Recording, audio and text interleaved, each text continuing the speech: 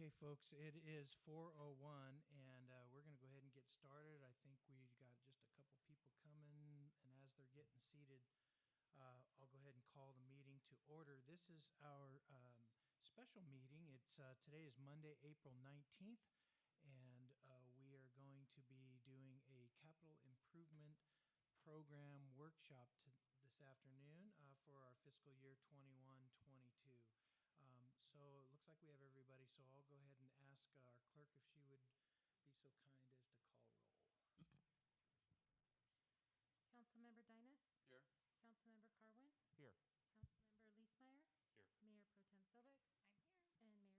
And I'm here. Thank you very much. And if Councilman Dynas would please lead us in the flag salute. Be happy to. Please join the pledge to our nation's flag. Ready, begin. I pledge allegiance to the flag of the United States of America and to the republic for which it stands, one nation, under God, indivisible, with liberty and justice for all. All right, thank you. So we're going to go ahead and get started with our workshop, but I just want to ask the clerk, is it appropriate to take any public comments prior to or now, or should we hold it to the end? It's up to you. We just need to allow the opportunity. And I know we have one speaker here. Okay, we do. And so I'm going to ask the speaker, do you want us to wait to the end, or do you want to speak now? Okay, so I'm going to go ahead and call for our first speaker. Madam Clerk, would you announce it, please? Yes, Rick Croy. All right, welcome, Mr. Croy. Thanks for being part of our workshop this afternoon. Great to be back. It's nice to see everything dusted off and ready to go. That's right. Anyway, Honorable Mayor and Council, we in the Bell Mountain Ranches area request that some urgent consideration be given to improving Briggs south of Garbani and signalizing Briggs and Garbani. As you know, Menifee Union School District is quickly moving forward with the new K-8 school right there in Briggs and Wickert. But there's a couple of issues here. One is that the east side of the street is in unincorporated Winchester.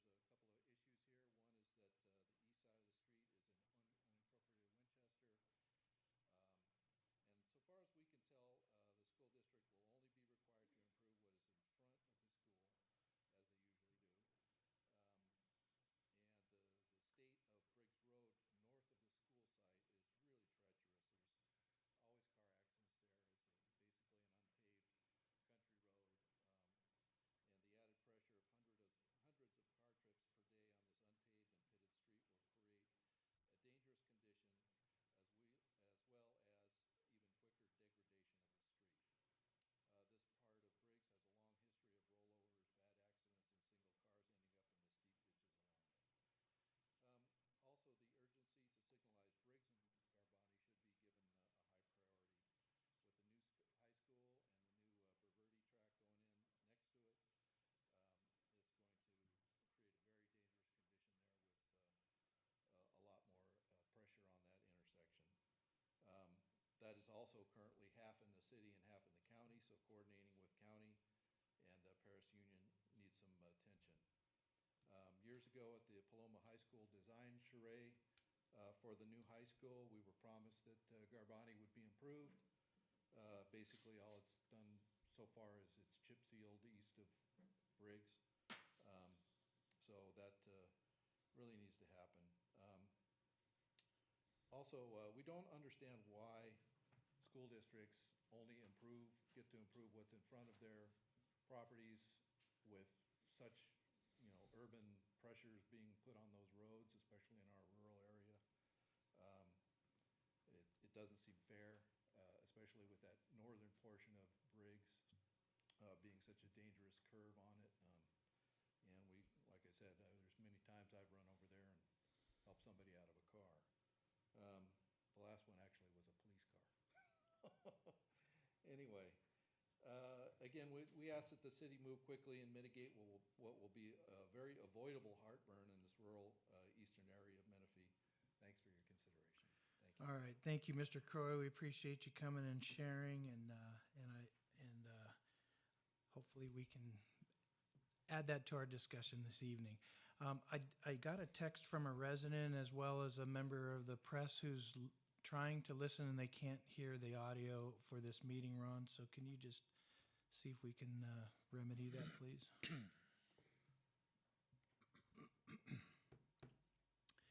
All right, Madam Clerk, do we have anybody else wishing to speak on our workshop item this evening? No, we do not. Okay, thank you. All right, so we'll go ahead. I think what I'll do is turn it over to the city manager, and then you can kind of introduce the team. But I'd appreciate if you just kind of, just for the public who hopefully is able to hear, do they understand what it is that we're doing and what tonight's task is and what the council members are going to be asked to do throughout the meeting. So if you would, I'll turn it over to Mr. Villa. Thank you, Mayor and council members. Excellent question. We will answer all those questions.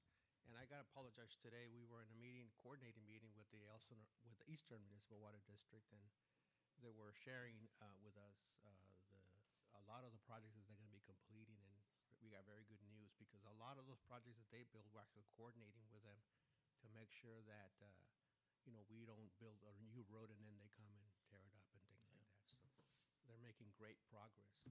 So the purpose of the meeting today is to go over the capital improvement plan, which is, in my view, probably the second or third most important document that this council and the citizens of Menifee approve.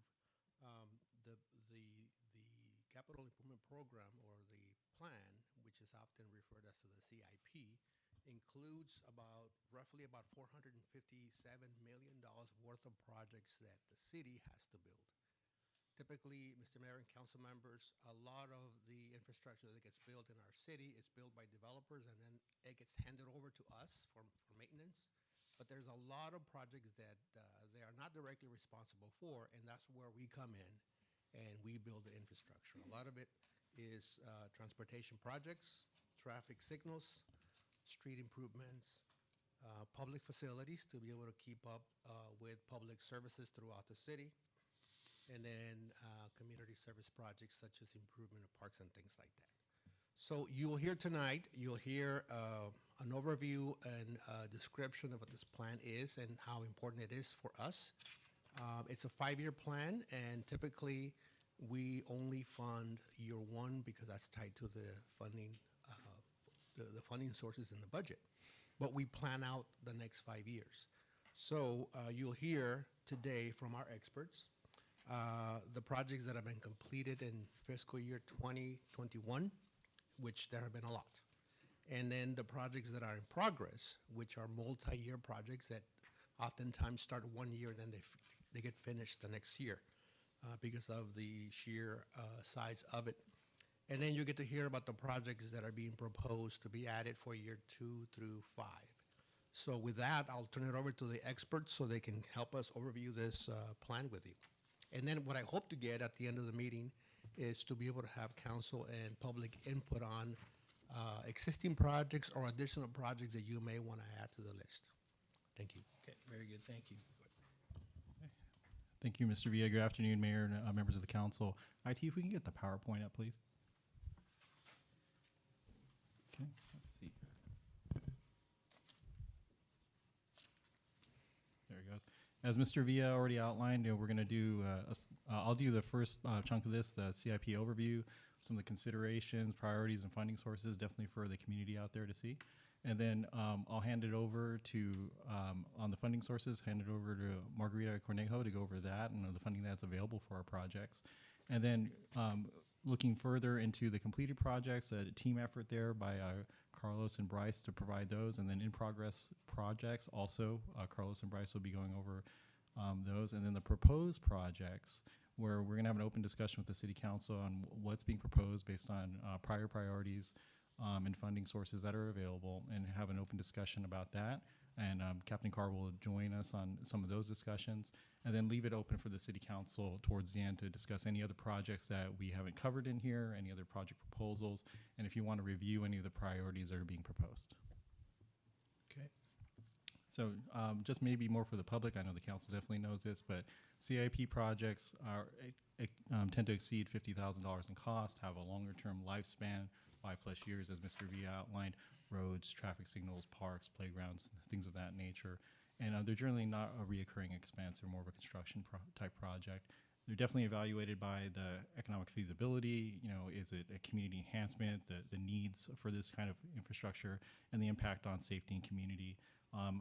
Definitely what's available for funding and timing to do these projects, the fiscal impacts, including the long-term maintenance and operational costs, and then also the revenues that might be available. Goals of the CIP, definitely for this program, plan for the city's long-term capital improvement, determining those finance requirements over that 5-year span, and provide means for the city council to determine the priorities and continuity and making sure that we can carry these projects out. And also identifying projects for future years in the program that may be allocated funding in future years beyond the next fiscal year. So as we review the CIP, we also take it through to the Planning Commission to make sure that there's general plan conformance that's corresponding with the general plans, building intensities, open space. We're looking at the location of the project, purpose and necessity to implement those general plan goals, orderly development, and timely extension and provision of those public facilities. So that's also part of the process. We intend to take the CIP forward to the Planning Commission in May as well as part of the budget process. So looking at our priority levels for the CIP, the projects are ranked within each category when we're looking at, whether it be traffic signals or streets or parks or facilities, ranked in coordinates with city council requirements, which could be information we received from the strategic initiatives plan earlier this year, looking at what's available. Process for ranking is reviewed annually, and we'll be doing that today, looking at the priorities. So what might have been a priority last year, maybe something got done, and we can move another project forward.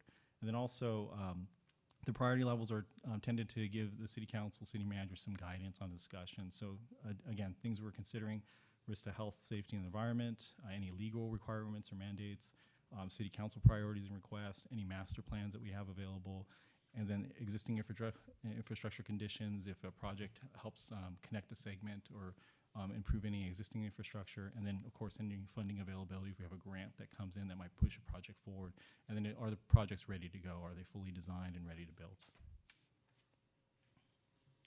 Well, looking at the priority levels, priority 1, of course, is something that's very urgent, must be completed as soon as possible. There's impacts to health, safety, or welfare, or the community, or there might be a financial necessity to get something done. If we have a grant that has a time frame, we need to spend that money to get the project done. Priority 2, also important, but doesn't have the same urgency as a priority 1. Priority 3, definitely a good project to do, enhances quality of life and provide benefit to the community, but doesn't have the same urgency as a 1 or a 2. And a priority 4 might be a project that we're looking at doing longer term and might be in a further out year of the CIP.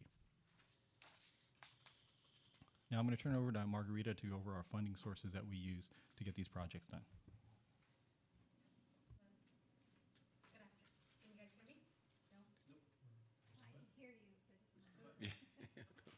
The bottom. You want to hold it for about 2 or 3 seconds until the bottom button, and just hold on to it for a second, and then let off and see if it comes on. Check. Okay, can you guys hear me? Okay, thank you. Thank you, Director Nix, and good afternoon, Mayor and members of the public and fellow council members. So when it comes to funding for CIP, it really is a strategy and prioritization game where you take really a pot of different funding sources and try to find what the best fit is going to be to get some of these high priority projects moving forward. So to your right is just an illustration of some of our key kind of funding sources. Our CIP program is funded by a variety of sources, including their general fund, CIP project fund, gas tax, DIF, park development fees, grant funding, and others. Of all these, our most flexible, I guess, funding, if you had to explain it, would be general fund and gas tax. But then we also have other very crucial and important funding sources like grant funds that play an important factor in moving up projects that otherwise would take longer to complete. So because our needs in cost in CIP is so extensive, it more often than not exceeds the ability to fund them all in 1 year. We are in a process where we strategize that 5-year plan, and we have a number of higher projects or larger projects like the Holland Road project, where it's a multi-year funded project that's planned out not only because of the complexity of the CIP, but even the funding of it. So in the whole collective of staff efforts, there's a concentrated effort in strategizing how we're going to fund each year to align the grant funds, the timing of funds, and make sure that by the time we get to construction, there's no interruption because of the funding that's there. So next slide, please. So here is just an illustration, a graphical illustration of our historical revenue sources, of which, for example, from 2017-18, DIF public facilities has been a large component of it, and it just ranges from DIF all the way down to our smaller DIFs and our general fund. In the bottom, you'll see historical CIP project budget expenditures and budget, and the reason you see kind of like the large blue line compared to the orange, that again is a reflection of those multi-year projects like Holland, where we need to build up the money to get to the point of construction, and then as the project gets into the actual construction, you actually will start to realize a lot of those expenditures. So just a side note, what we really want to stress out on funding sources is the grant fund. This is one where every year when we come at budget adoption, it's set at 0, but during the year we start to build that up more and more. And actually that's one of our more essential ones, because the grant fund is one where we are able to realize the opportunity to expedite capital projects sooner than we would think. They oftentimes do come with strings attached, and you have to go through a number of hoops and loops to make them to happen, but they're well worth it because that's where you get to realize faster projects. Next slide, please. And so this slide kind of shows the projected revenues by funding source for the upcoming year, of which TUMF is the largest for so far identified, and that is because our staff has been able to come to some very successful TUMF agreements for, with WRCOG that will fund some larger projects. So that's a representation of about $11.5 million. But as a whole, the main thing we want to stress about funding is these numbers are large, but the need and the cost of the CIP program far exceeds this. So when it comes to CIP, it is always a strategizing game of how we're going to get to that 5-year kind of idea, year by year, piece by piece, because the cost of putting these projects in place is very extensive. Thank you. And I'll pass it to Carlos Geronimo. Thank you, Margarita Cornejo. With that said, I'm going to go through the fiscal year 2021 completed projects. And first, I would like to thank our council and our mayor for your continued support and leadership in adopting this project, getting them funded, and getting them into construction as well. Without your support, these projects wouldn't be realized to begin with. Okay. So in fiscal year 2021, last fiscal year, you adopted all of these projects, and this include the projects that were funded during mid-year as well. So a total of 33 projects worth $30 million altogether. Okay. Projects completed in fiscal year 2021, it's quite a few of them already, and the projects in blue received funds in fiscal year 2021, and some of the other ones are multi-year projects that were finished during this present fiscal year. Okay. We have Skyrocket Interchange. It's a major improvement to the south side of the city that's going to bring economic development, shorten our traffic commutes, and fix a lot of the traffic issues we have in that area. And this project was led by the county with support of the city. Okay. We also completed the Menifee's active transportation plan.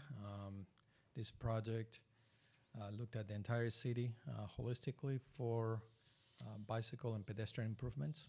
And we have some capital improvement projects that were recommended from this plan. Okay. We also completed in District 4, Sherman Etherneck Matthews Resurfacing. This was a much needed project. The roadway was pretty much in terrible condition and almost gone due to rains and heavy traffic. Okay. We also have the Sky Road and Menifee Road sidewalks. Okay. And also the same story in all of these projects. We've either looked for funding from outside of the city. For example, on this project, we were able to get grants from SB 821, the Bicycle and Pedestrian Facilities Program, for $183,000. This project was just completed not too long ago. And it's a major improvements for the residents in that area and those pedestrians. Also, we just completed the first part of the resurfacing of Murrieta Road from Mccall Boulevard to Salt Creek.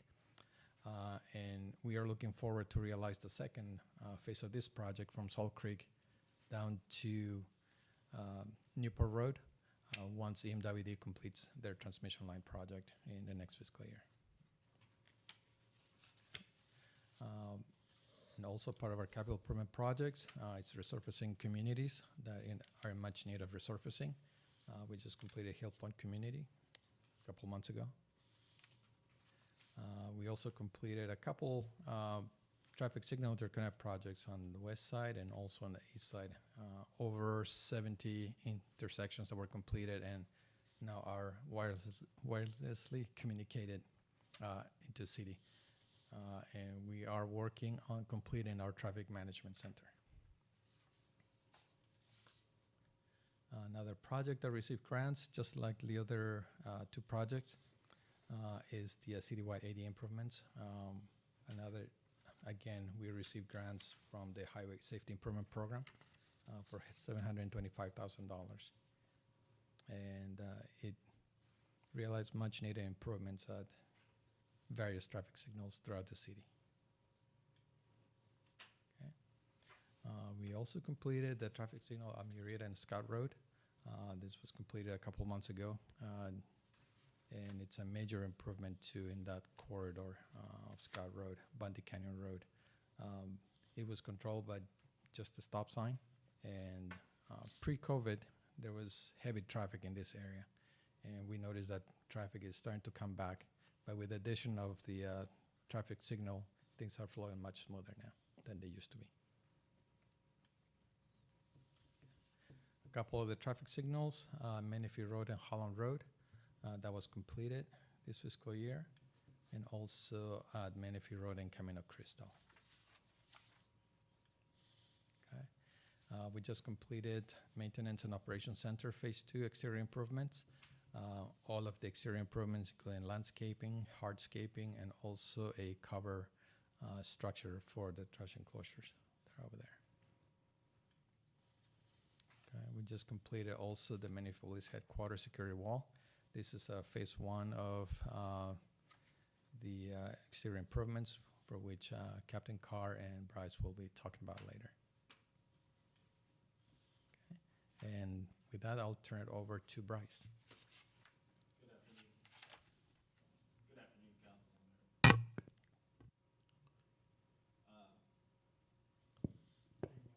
There we go. Okay.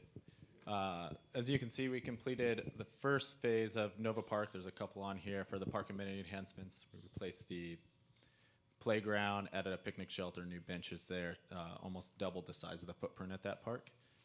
Go to the next slide, please. We also did with the park amenity enhancements, added drinking fountains at 4 different parks, the water bottle fillers, and then just a couple upgraded of the old county parks that just had old cement drinking fountains. We also updated the skate park with all the new amenities there. Next slide, please. The park lighting enhancements that we've done, we added solar lighting, as you can see there. That's a drone shot of Nova Park. So there's the bollards that go around the trail and then the 2 walkway lights there. And we also did the walkway lights around the playground, the play structure at Lyle Marsh Park. So that playground is now lit. Next slide, please. The trail connectivity enhancements, we did a couple of those projects.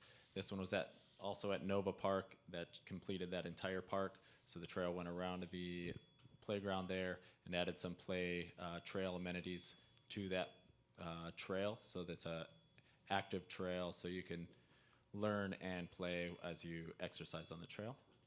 And next one, please. And the biggest one on the trail connectivities was the Kai Thomas. As you can see, the old picture, we removed all the shrubs there, added the trail and the play amenities there. That was also completed. Next, please. The sports court resurfacing. So Audie Murphy and these are our busiest parks, so that's why we ended up doing some of these. That's Spirit Park, Audie Murphy. Both of the basketball courts were done there, and then the tennis courts there at Spirit Park as well. And that was completed. And that's all that for community services. Okay, now we get into projects that are in progress. So currently we have a number of projects for which Master Drainage Plan is one of our biggest projects. Also the Paloma Wash Trail improvements. It's under construction or projects that are currently bidding. So we have a number that are coming up in the next month or a couple months for construction. So projects under design, we also have a number of them. So most of them are in blue, so those are the projects that were funded last fiscal year. Okay. And also just to provide a summary of all those projects that were completed. So 17 of them already completed to date. 12 projects currently under construction, 2 of them are studies, and 23 projects are under design. So our capital improvement program is very busy and very active to provide this much needed services and infrastructure to the city. So with that, we're gonna jump to the fiscal year 21-22 proposed projects. Okay, here's a list of the projects that staff is recommending or proposing for this fiscal year.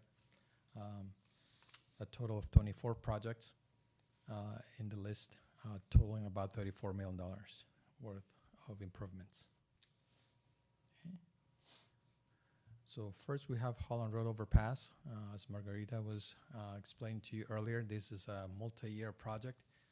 We have been building up the funds for this project for quite a while. It started back in fiscal year 2013. So we're finally fully funded and with the recommended funds for 21-22. And we expect construction to start in April 22. And this is because of all the permittings and the utility relocations that need to happen prior to us going in there and building the overpass. Okay, the total cost of the project, including design, environmental, is $30 million or $30.1 million when I round it up. Okay. Next, we have Bradley Bridge over Salt Creek. This is a much needed project for the city, and we are proposing to fund $1.4 million this fiscal year. And in subsequent years, we'll fund additional monies to the construction of this project. And this includes $2 million from Riverside County Flood Control, which we need to spend by fiscal year 22-23 or 23-24. We also have a Scott Road, Bundy Canyon Road widening. We are proposing to fund $2.9 million this fiscal year, and this is for the right-of-way acquisition portion of the project. We were successful in obtaining $2.8 million from the TUMF program for this fiscal year. Okay. We also have the much anticipated Valley Boulevard widening, which will connect Valley Boulevard to Murrieta. And this will be a major bypass and another connector to the city up in District 1, taking a lot of the traffic off of Murrieta Road and channeling down to Valley Boulevard. Okay. We are proposing to fund $1.3 million this fiscal year to start the design and environmental of this project. It'll probably take about 1.5 years to 2 years to complete that portion, that phase. And we are also coordinating with the MWD. They have a major water line or a brackish line going through that, pretty much same alignment.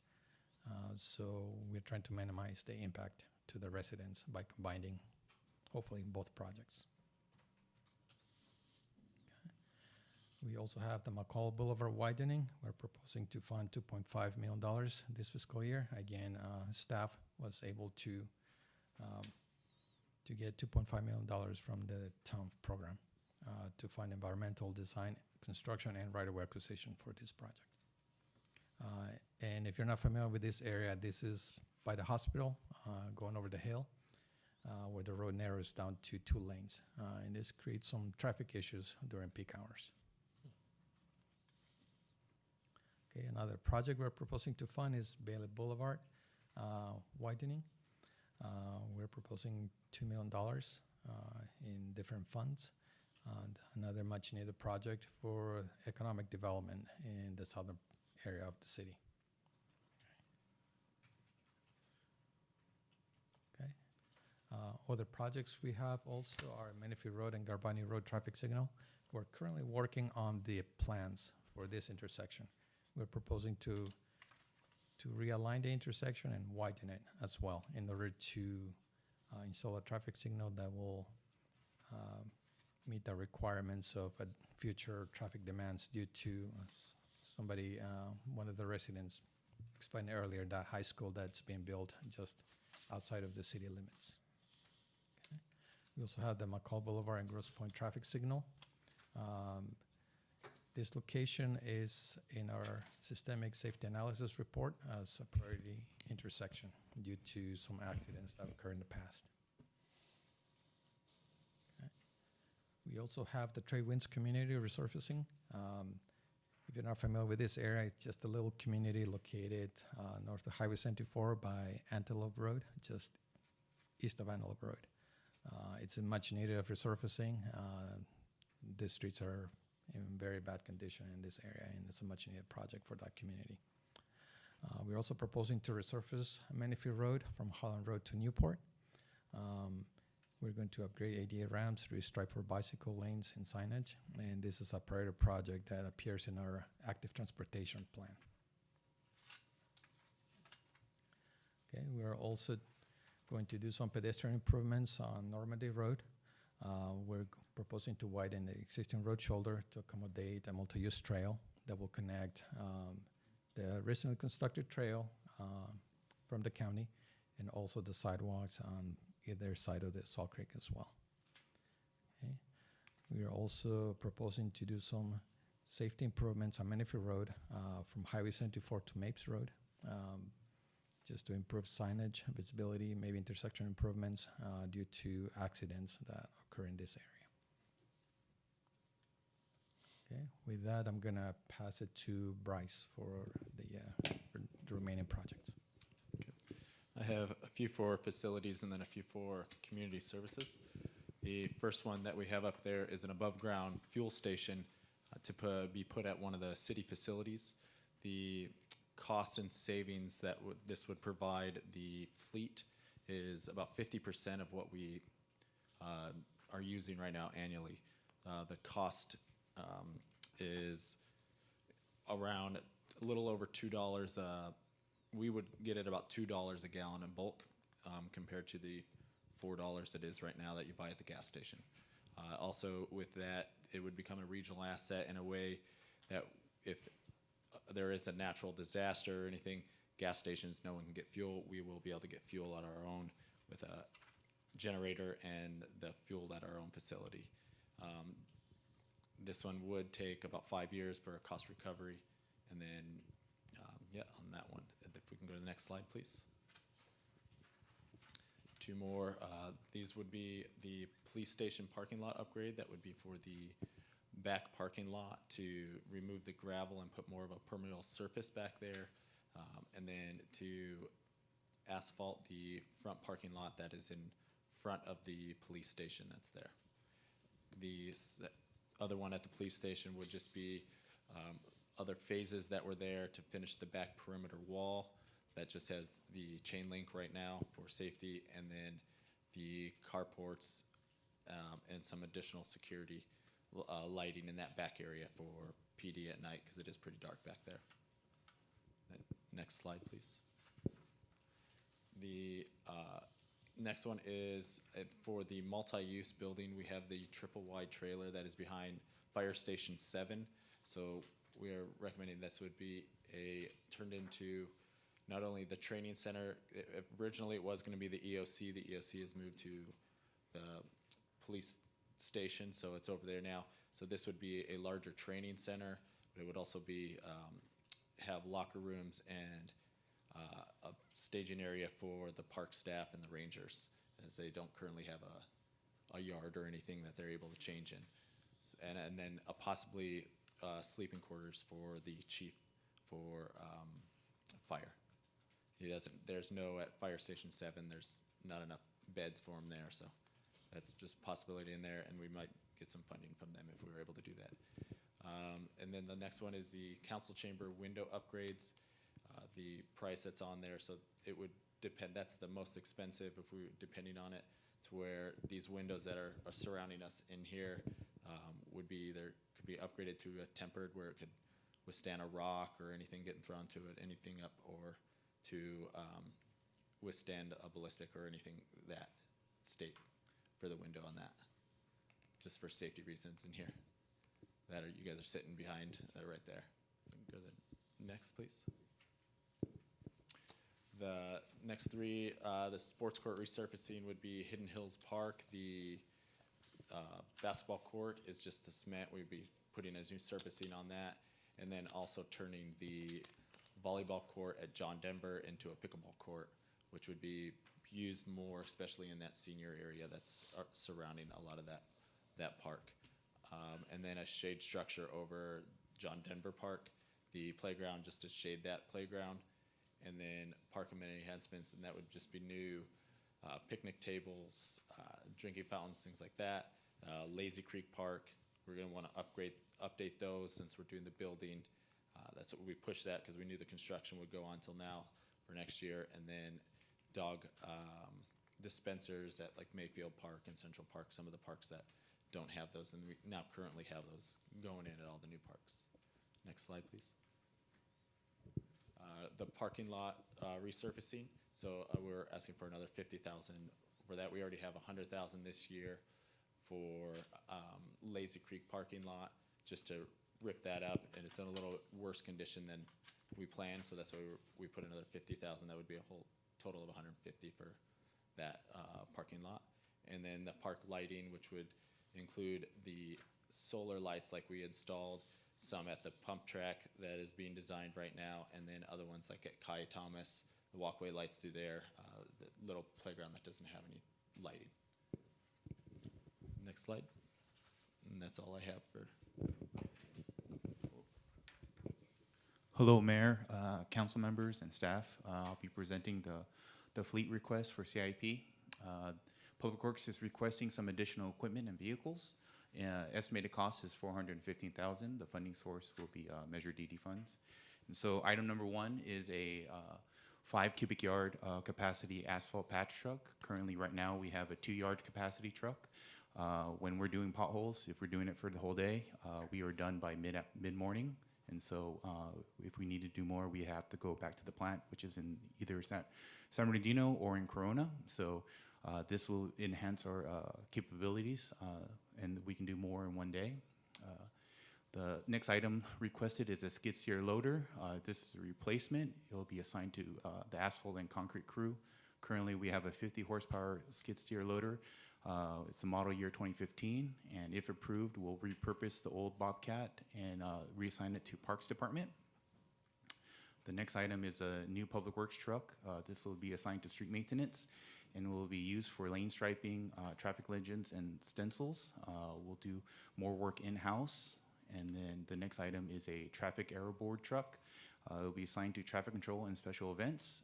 It will be dedicated to, it will have a dedicated traffic arrow board on top, and it'll have the ability to carry all the special event traffic control items, traffic cones, delineators, and barricades. And that's it.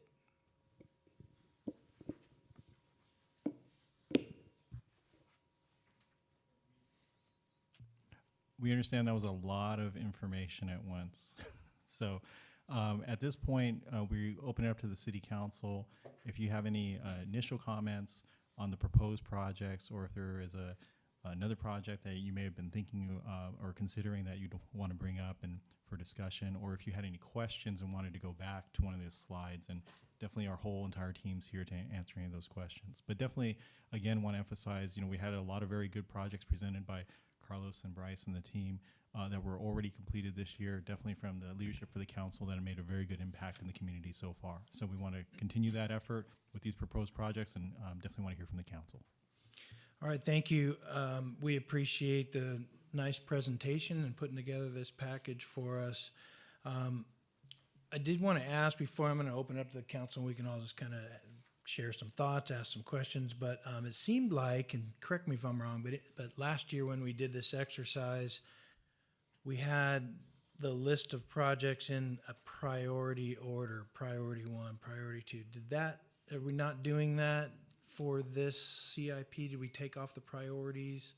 Because I know there was some, and maybe there's more projects than we're seeing here on the list that were on a previous, and they might have not been priority ones and programmed for 2021 and 2022, and maybe they're still out there looming as a 23 and a 24. And so I know that there's council members, including myself, who are probably going, hey, I thought I asked for something and I don't know where it is now. So can you address that, please? Great question, Mayor. What we presented today was the project proposals for funding for next fiscal year. So these tend to be the projects we propose, more of those priority 1, 2 projects. We didn't erase anything, so all the projects that are in the 5-year CIP are still in there. Okay. I apologize, we should have maybe brought the whole packet, but we didn't want to overwhelm you with too much paperwork today. Yep. So if there's any projects, even projects that aren't listed on here, please feel free to comment or bring those forward, and we can provide that information on where they're at. All right, thanks, Jonathan. I think we'll probably be suggesting things, and the answer is going to be, oh, it's on the other list. So anyway, council members, if you're wondering where something went, it might be somewhere that we're not seeing. All right, so with that, I'm going to just go ahead and open it up. Council members, floor is open. Whoever'd like to share some thoughts or ask questions, feel free. And I see Councilman Carwin in the list, so we'll start with him. Thank you, Mr. Mayor. This is my first go-around with this list. I was on Planning Commission. I got to see some of it. I remember going through the stakeholder meetings, et cetera, et cetera. Just as a point of future, I'd like to get this sooner than the start of the meeting, so at least we could have a chance to review the notes, because I'm making notes furiously as we're going along, but I'd like to be able to spend some time and see what some of these are. So maybe we could ask questions in advance of the meeting. For example, the question I'm about to ask is from page 47 of the packet, which is the Normandy Road pedestrian improvements. And I'm looking at it, says widen the existing road shoulder on the north side. Well, that shoulder's pretty wide. Does this include sidewalks or paving or anything like that? Hello? Yes, okay. Thank you for your question, Mr. Carmen. So the roadway right now, it's a 2-lane road. There's not much additional paved shoulder in that area. There's a dirt shoulder. It's about 3 feet wide, and then it just drops off into Salt Creek. So what we're proposing to do is extend the shoulder and the paved area, an additional 8 feet to provide a multi-use trail facility. And the reason we explored the option of putting a sidewalk and making some more improvements, but by doing that, that means that we are going to raise the profile of that roadway. And when we raise the profile of the roadway, then we have to do some hydraulic analysis. We have to coordinate with Riverside Flood Control. In addition, Salt Creek is a blue line facility. It's a federal waters of the U.S. So the Army Corps of Engineers is in charge of that facility as well. So that complicates the process of trying to put a sidewalk. Even a minimum 6 inch to 8 inches, it raises the profile of the roadway. So we have to do additional work. So would this shoulder improvement include a formal bike lane? Correct. One of the things I'd like to see in this project is, if we're not going to put in sidewalks, which it needs sidewalks, but if we're not going to do it, I'd like to see the south side closed off, barricaded in some way, because the sidewalk on the south side goes to the end of that development and then just stops, and people continue on that side where there is no shoulder. I don't see anything here on the south side to build that up. That's, people are riding their bicycles and walking dogs and walking with their children in the lanes of traffic on the south side crossing Salt Creek, which is just frightening when you're driving. Frankly, as a driver in an automobile, it's frightening around these folks, especially when they're on both sides. So one of the things, if we're not going to put in sidewalks or improve anything on that south side, where the two sidewalks end, I'd like to see some sort of signage or barricade or some sort of warning, crosswalks or something directing every pedestrian to the other side. There's frankly no reason to be on the sidewalks from Berea to where it ends at the end of that development because it doesn't go anywhere. So to drive people, pedestrians and bicyclists and things all over to the other side immediately, I think would have to be a part of that project, just because people are going to come down that side and they're in the middle of traffic.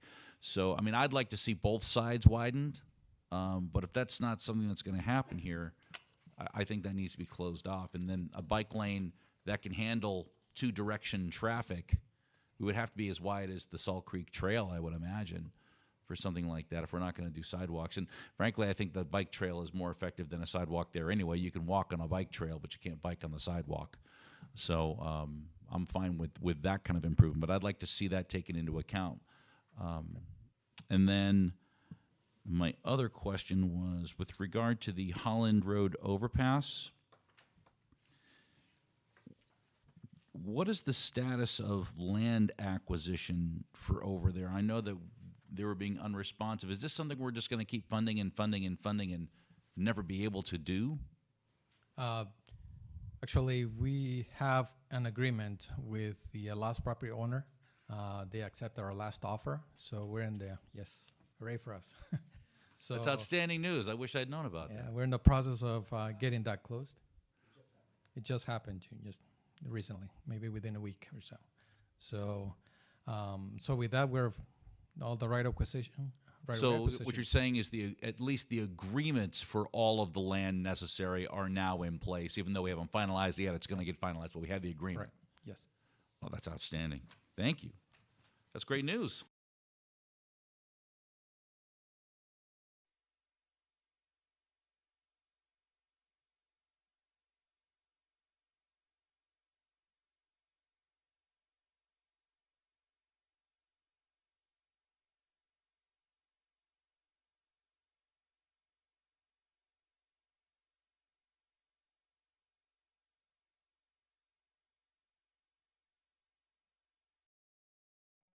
Thank you so much for the work that you have done.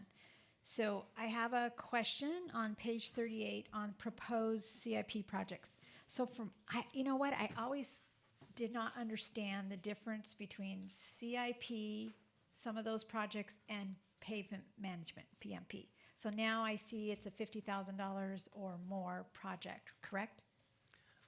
Yes, and also what makes a CIP is the level of work that needs to be done. Usually when it involves AC overlays or pavement, then it becomes a CIP. If it's a slurry seal, it's still a pavement management project or more of a maintenance.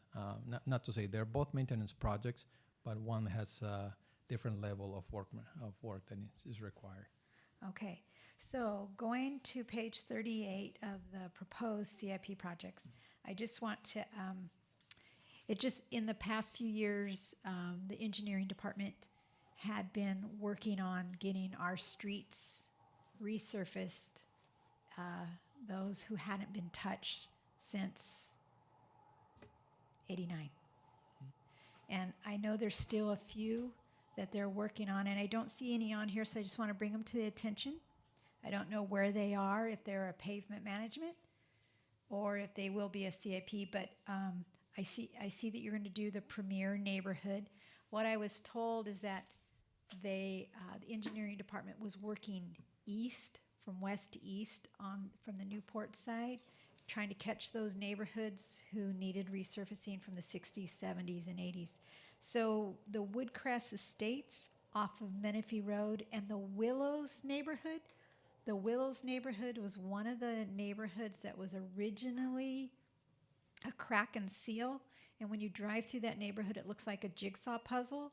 It had never been finished. And so that's something I'd like us to look at. And I don't know, like I said, if it's a pavement management or CIP.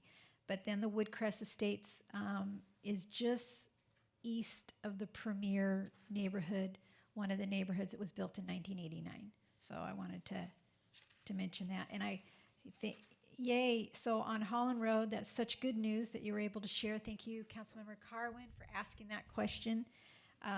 So looking at page 39, it says that you still need $10 million, and that's going to be coming from the 21-22 budget cycle. Right. So that means it's not going to be started this year. It will be started next year. Do we have a projected time frame on that? Will we get that later on? Yes, the funds will be completed in next fiscal year, 21-22, and the construction target is April of 2022 to start construction. Okay, so before the construction starts, is that where the water company and Edison need to move utilities, and will they do that starting, or is that included, or is that part of the beginning construction in next year? That's before we start our construction. We are coordinating with SCE to have the schedule for when they're going to start the relocations. We have agreements in place and all that. It was just a matter of obtaining the right-of-way acquisition that we are finalizing, because some of that relocation happens to be through that area. Okay, so do we have an idea, maybe the mayor can answer this, when the time frame of the stadium is supposed to be finished? Well, they broke ground, and it's an 18-month project, Okay. so a year and a half. All right, and Holland Road is an 18-month project as well. So it looks like we're going to be a little bit behind the stadium, right? It looks like. Yes, if they're starting first, yes. Okay, all right. I wish that was sooner, but I know we can only do what we can. So thank you. I want to go to page 48. I'd like to hear a little bit more about this fuel station, this proposed fuel station. I never, don't believe this has been on our list in the past. It's something new. And I actually did have a conversation with our city manager last time I met with him about the concern in case of a disaster. Do we have emergency filling on something on the east side of the 215 and something on the west side in case the bridges came down? And so I know that our police department isn't permanent. City Hall, there will be another future City Hall someday, so I'm kind of wondering where we're going to put this that we don't reinvent the wheel and have to pay for it again, or movement. So. Right. So I will defer that question to Bryce Howell or Jonathan Nix, Public Works Director. Okay, so we have the few places that we're trying to determine. We own, obviously, where Fire Station 7 is. There's a back lot there. We own the lot next to it, so we're possibly there to be able to loop through, so it wouldn't deter or get in the way of any of the fire or anything. There's the entrance that you can come through, get the fuel, and leave out into off of Cherry Hills Boulevard. That's one of the areas, and then we're looking at just any other area we're trying to figure out that is a city-owned facility that we'd be able to have it. Okay, so is this something that other cities, do they have this? I mean, I know we're over 100,000 people. I just haven't heard of this before. I just want to make sure it's a need and not a want. If I may, Captain Carr actually has quite a bit of information on this, and a lot of it has to do with the police department, because we have that increased fuel consumption having our own fleet. But go ahead, Captain Carr. Yeah, so just to help clarify this, what we were looking at is currently in this area, we have to buy consumer fuel. With our fleet, we are on track to spend a little over $300,000 with just the vehicles we have citywide. So current to date, we have spent about $175,000 in fuel. If you look at the pricing on average at $3.50, we can knock that down to $2. You're saving $1.50 there, which is that 40 to 50% cost savings that we're asking for. We run that long term, so the biggest question was how long or how often do we have to replace these tanks? They're about a 30-year lifespan. So over the course of 30 years, with minimal maintenance on some of the sensors, the pump regulations, the equipment that goes into tracking the fuel, we'll actually have a 50% cost savings going forward to help with our fleet services, and it becomes our own energy. In addition to that, because of emergency services, wherever we locate it, and again, that's at your direction and guidance from city staff talking about best strategic location for a gasoline pump, we can now connect with emergency management. And through emergency management, we become a priority distribution if there is a natural disaster. So that allows for us to still respond as emergency responders. If you have a natural disaster right now, Right. I am reliant on a gas station. Right. And if we know there's limitations in getting fuel, we're gonna have limitations in being able to respond and help people. So we have a diesel fuel tank right now at Fire Station 7. By adding this gasoline, you've now allowed for the entire city to go out there and help their citizens. And that's really what we're looking for, is the importance of being able to service our citizens in any type of environment. If for some reason we had a shortage out here or could not get supplies to a fuel station through commercial means, I can't get to help people either. Right. So this was really, for us, was a priority project to begin looking and researching at. And I think city staff has done a wonderful job at really assessing what the cost of this is. What we're looking for is just a location. Like we said, Fire Station 7 is a possibility, the open land next to Fire Station 7, and ultimately the PD property that we're currently at, if the city were to take ownership there. So wherever the city identifies that we own the land is a great location where we will strategize how we get in and out. Have you ever had an experience or experiencing a disaster where something like this had to be used on any, because I know you've worked in other police departments? Yeah, I've never had to deal with like emergency fuel distribution, but where I came from, we updated annually as far as our resources. So my prior department, we did have a tank for years, and we would list out there that we had, whatever our capacity was for emergency distribution. Through the course of the years, the city chose not to upgrade those tanks. They were in ground. It was super expensive to do it. And we lost that connection to our city, but we had agreements with local areas. But you have to be able to get to them. Right. So that's really out here. We have such a geographical divide that it's important and really just should be that priority that we have something here for us to maintain our own vehicles and be a part of that local regional distribution. By having our own tank, it's not just our city. We can help with county resources. We can help with state resources as they come in and refuel us. We can refuel their vehicles that we're going to be requiring to assist us. Okay. Well, I appreciate both of those responses from both of you. Thank you. I think we do need to look ahead and always be prepared. So it's a nice addition to our CIP project. On page 50, Park and Facilities Multi-Use Building. Could you share a little bit more about this one, whoever would be sharing this one? I can start. So as Mr. Howell mentioned, we had that triple wide trailer that was an acquisition we received from the county. I believe all we had to do was pay for the transportation costs. So we do have those buildings there. There was some thought when we received them a couple years ago that would be the Emergency Operations Center, as Mr. Howell mentioned.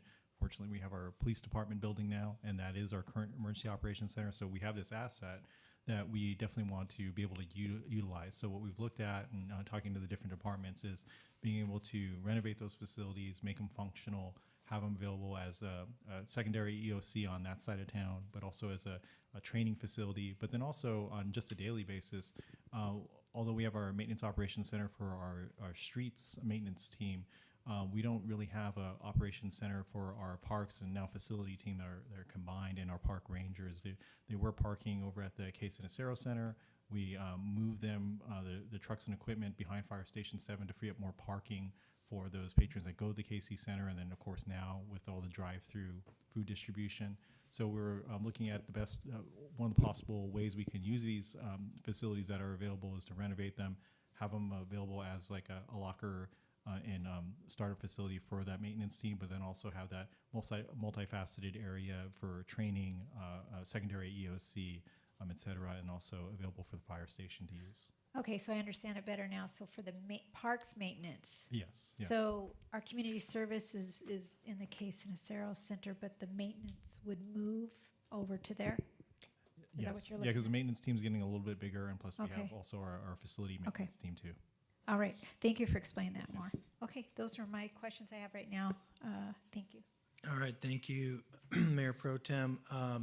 Next in the queue was Councilman Leesmeyer, but before we go there, just wanted to ask if, when we were talking, and Councilman Dinas, you're next, after Councilman Leesmeyer. You were talking about the fuel station, and it was a great question by the Mayor Pro Tem. Just curious if you've given much forward future thinking about electric vehicles and things like that. Does that play into the need to have fuel to do emergencies if in our future, if the technology brings us to a point where we can afford those things? So can you address that? Yes, so part of our discussions have been renewable resources, solar energy, electric vehicles. Again, these are things that through different grants and through state requirements, I believe the governor wants by 2035 to be all electric here and no more fossil fuels. Yeah. If that still stays in play by then we may be forced to go that way. But we are looking at ideas and avenues of approaching that. So, through any type of government buildings, anything we do here, if we can add solar panels to them, find government grants, their funding sources through AQMD, to where we can do renewable energy and put up charging stations, electric generators, things, as we've had very early conversations. Yeah. There's a lot of exploration and figuring out what's going to work.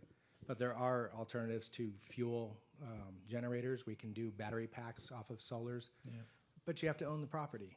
You have to own the facility to be able to plant these on and have the acreage to put that type of development in. Okay, good. I'm glad you guys are factoring that into your thinking. City Manager, I know, did you want to share on that subject? Mr. Mayor, yes, just a point of clarification. The proposed fueling station is a above ground facility. It's kind of like a package deal.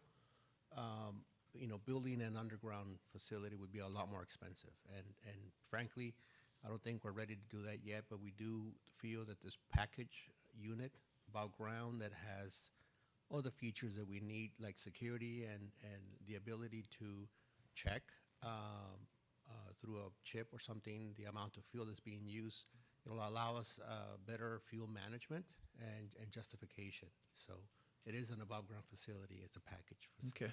Yeah, I'm just applying a little bit of cities of the future. I know we've been talking about that. So, all right, I'm going to turn to Councilman Leesmeyer. Thanks. I did have a couple of questions on the pavement side of things. You had mentioned paving Bayley Park. I wanted to understand the logic there. As I understand, there's been some land transactions over there, and this is kind of a probably more of a developer-driven project. Why would the city jump in on this?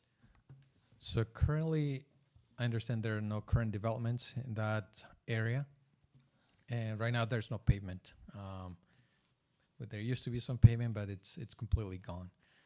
The only improvements that were done by developer were from that warehouse that's already there, but just a frontage, and it just ends at their limit. So there's nothing extending south of that to the cul-de-sac, to the end of that roadway. So what we're proposing to do and to bring more economic development to that area is to complete the improvements. Because like I said, there's no other developments coming in that area in the short term anyway.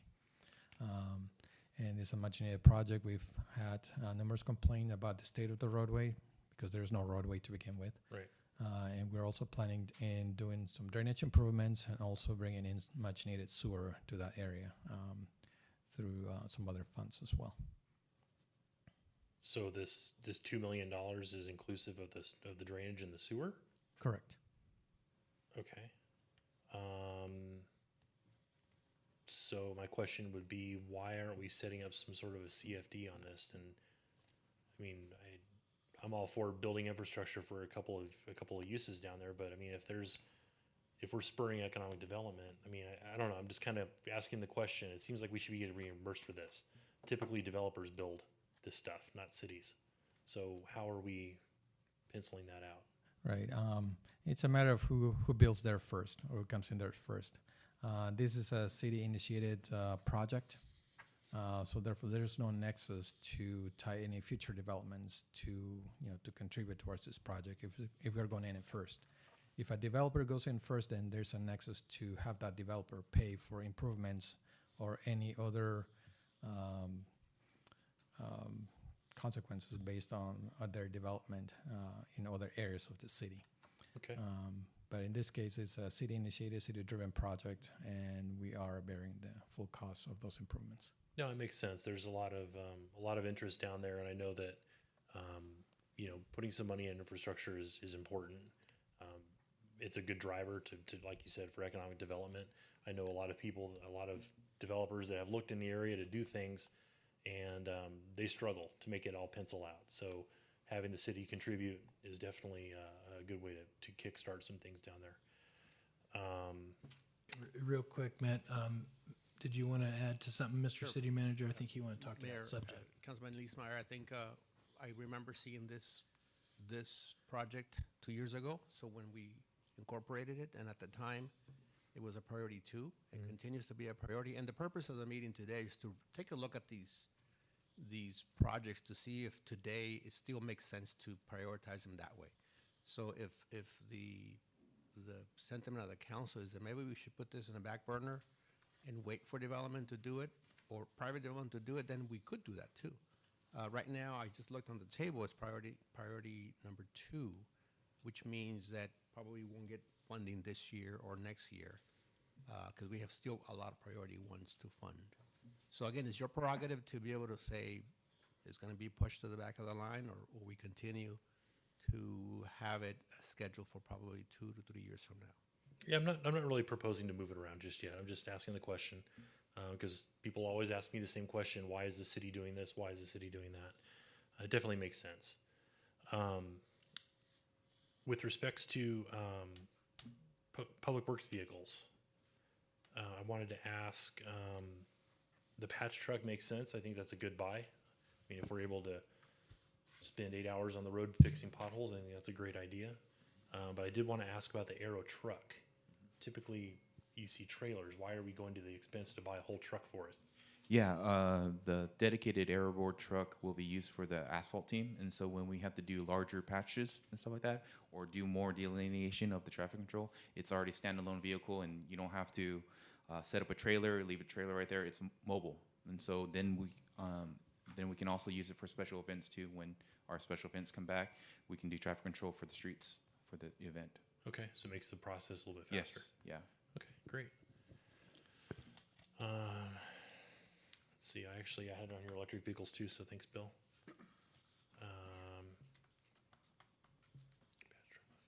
That's all I got for now as far as questions go. I do have some other asks, but I'll let Councilmember Dynas speak. Yeah, I think let's do the questions, and we'll do a round of asks. How's that? All right, Councilman Dynas, you've been patient. Thank you. Thank you. First of all, it looks like your staff's been pretty busy this last year with all these projects. It's always good when you have a growing city to have a robust CIP budget to keep up with things. So congratulations on staying on top of this. A few questions I have on page 35, the Rancho La Vida resurfacing. When we approved it a month or so ago, it had a June starting date, and I see it's been delayed to August. Is that something that is going to be delayed again, or is that a more realistic time frame of starting this? That is more realistic and based on our current workload. As you mentioned, we're being pretty busy, and we've been loading one of our associate engineers, Diego Guillen, who's here, and he's project managing and designing in-house that project to get it to construction. So the August timeline is more realistic. It's in the middle of the summer, so we don't have any issues with rain or any other adverse weather conditions. Okay. Not so much a question, but a thank you on the Mccall Boulevard widening there, over the little hill there. That, there's an elementary school there, new residential's going in. This is way overdue to have this done. So I appreciate you keeping an eye on that and putting that in the plan. I appreciate it. Let's see. On the page 47, you have the Menifee Road there. You're going to do some from 74 up to Mapes. You can do some striping and stuff. I mean, it gets pretty dark up there. You can have like reflectors and things like that to help delineate that, because some areas up there gets pretty dark. Right. And we'll do as much as we can with the funds that we're requesting. Of course, we're not going to, the project's not proposing to build the roadway to ultimate condition or to Right, major right. improvements. Just a enough little to- safer, I hope. Yeah, Okay. to bring up the safety level. Back on the fuel station, I mean, it's always a good idea to buy bulk for a government agency.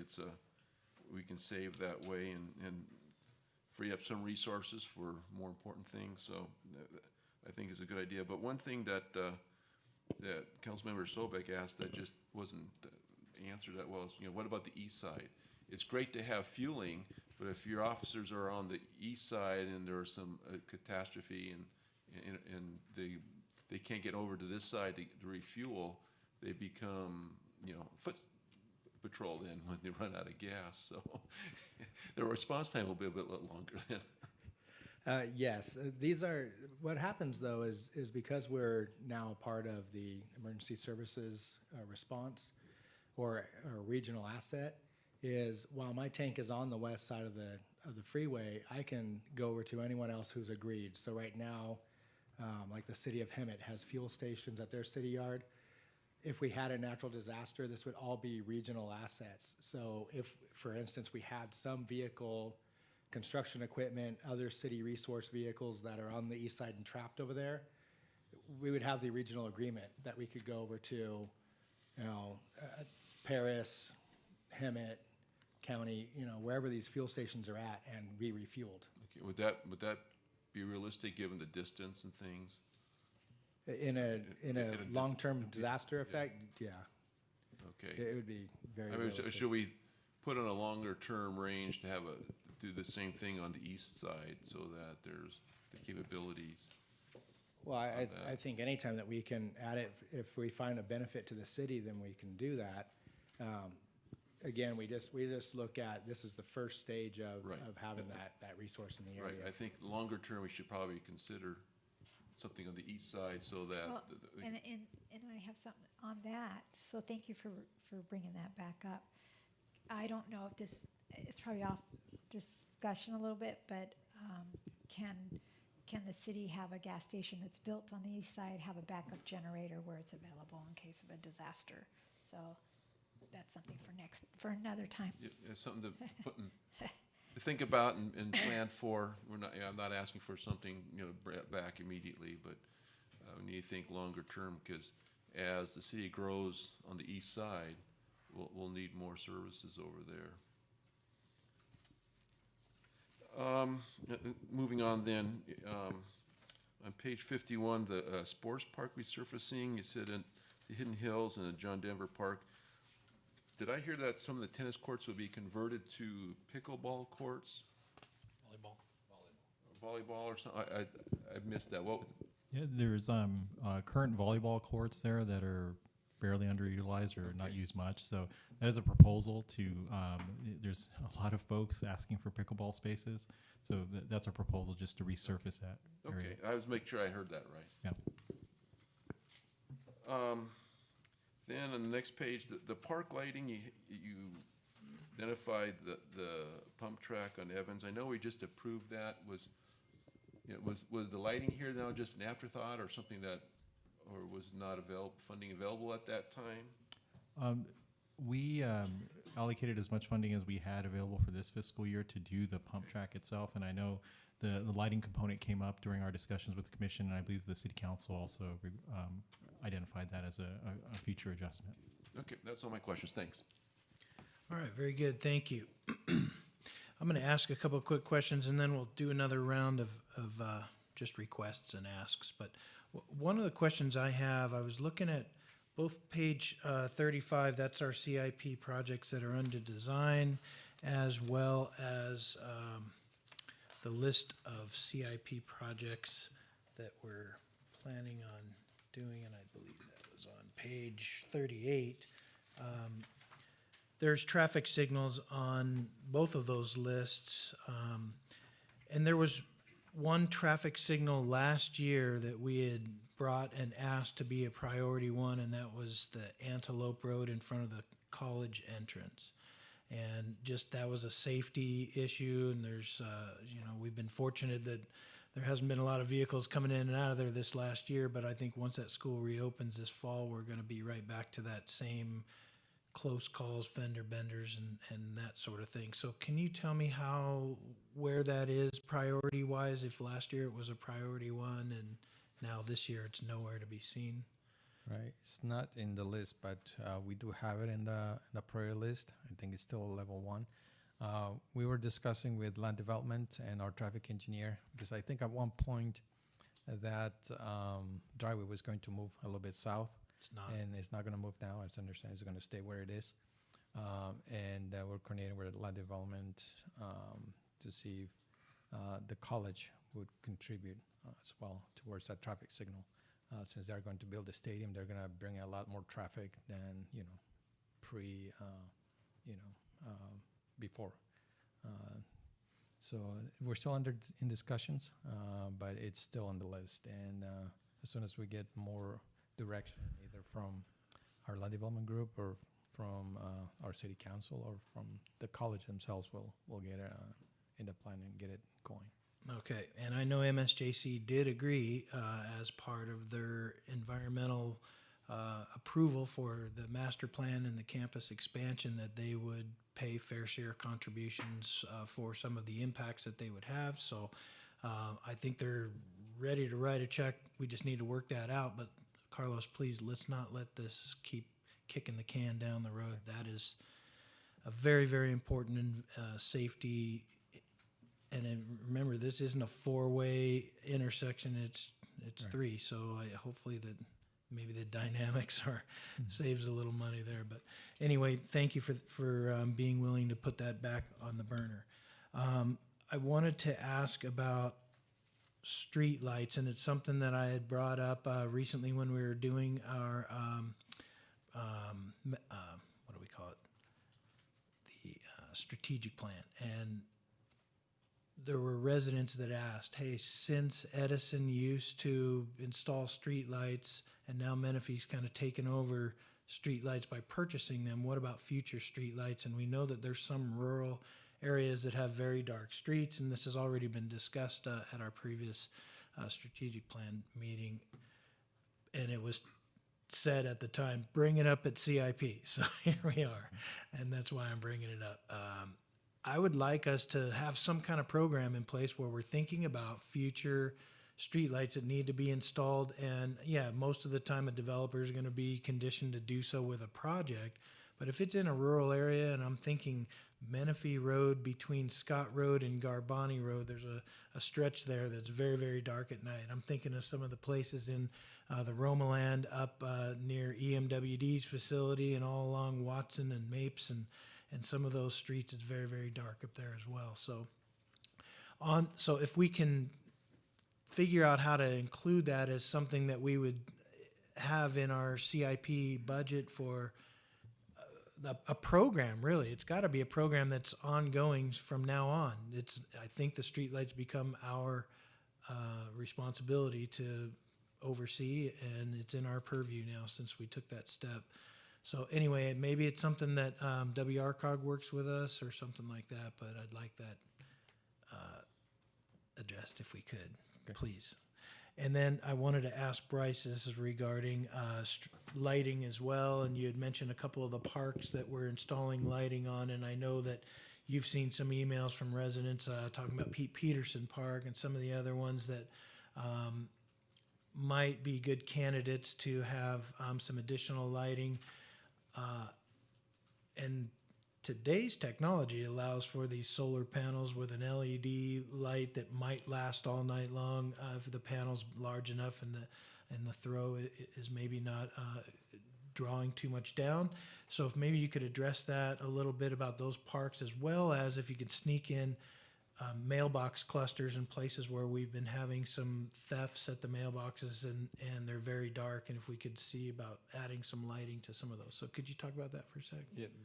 So the solar needs about 2 to 3 hours of sunlight a day, Okay. and they do hold that charge. The walkway lights, or that they actually, the ones we purchase, have a setting on it. So they'll stay lit all night, but from dusk till you could set it for 4 hours or 6 hours, it stays a little bit brighter, you know, when it gets darker, especially in the winter time, so the park can still be used. And then you could have it bright like that the whole time, or you can actually adjust it to where it'll dim. So it's still on, you can still see the light, but it's not pushing out as much light, so it holds the charge longer. So once it gets that full charge, it can last a couple days on that charge, which is good with the solar. The technology is definitely a lot better on that. As for Peterson Park, we did install already this year the LED lights that are around there, switched out the head units on there. The solar won't work as good because of the bigger trees there around the dog park, so that would just have to be electrical lights and a little bit of trenching on that one. Okay. And then the mailboxes, just depends on if it's public property or where in the right of way we'd be able to put any kind of solar light or something like that to deter anybody, so people Okay. could at least see. Maybe if I could just throw a suggestion out there, it's Absolutely. something for our Parks Commission to kind of look at and address the situation at night and which parks might be able to have that. And if it's a large purchase, to be able to buy 30 or 40 of these and spread them around some of those danger areas, that'd be great. Yeah, and as you know, the more bulk you buy, I mean, the price goes down, so Yeah. you get a better price. All right, thank you, Bryce. Mr. City Manager? Mayor, if it's the consensus of the council, we could add a schedule, another schedule to the 4 schedules that we have to focus on street lighting, and because that has a component of public safety Yeah. associated to it, Yeah. especially with that. So if that's the consensus, we'll add and we'll continue to build on adding more street lights to the Okay. schedule. Council members, are we okay with that being something that we ask staff to look into and come back to us? Yes. All right, very good. Would- Thank you. Would that be something like the pavement management program where they would have to surface the whole city and to see where the needs are and where the priority needs would be, and then there would be a priority list? So what I envision is that we will develop a list, a new schedule, and develop a list based on complaints and needs, and then we'll do a citywide needs assessment to see if there's a priority of areas and segments of street that need to be dealt with. Okay, sounds good to me. All right, thank you. And then I had another one, and really what I want to do is, actually, these are question stuff, so I'm going to hold this one, but it has to do with Mr. Croy's suggestion, and I'm on board with that one. But I did want to ask real quick about the Valley Boulevard missing link, and I'm going to basically call it links because there's the part down by EMWD's DeSalter, as well as that one section up there kind of near Mccall where it tees. And I just want to ask, do we have a developer besides Cimarron Ridge, but because that's already been approved, but an upcoming development project that could help us financially? Do we know of something that's coming forward? Maybe an expansion of Woodside's project that's under construction now? I don't know, but maybe between where Atria Senior Living is and Mccall, where the missing link starts, is there something planned there? At this moment, as I understand from our land development group, there is no developers coming in that area, particularly on that second missing link just north of Mccall. Okay. I know some of the conditions from Cimarron Ridge predate the city, so they're already established. Yeah. So at this point, I will check again with land development, but if there's an opportunity, yes, we'll ask some contribution from developers or Yeah. something like that. I thought I remembered seeing that exact. Cheryl, can you comment on this? Because I thought I remember seeing this exact thing come up at Planning Commission a few years ago. With Michael Van Dale. Thank you. Actually, there is there was a map that was approved just south of the Cimarron Ridge that will construct their frontage improvements. But I think the gap you're talking about is further south of that approved map. Yes. And so there isn't anything at this time proposed in that missing link.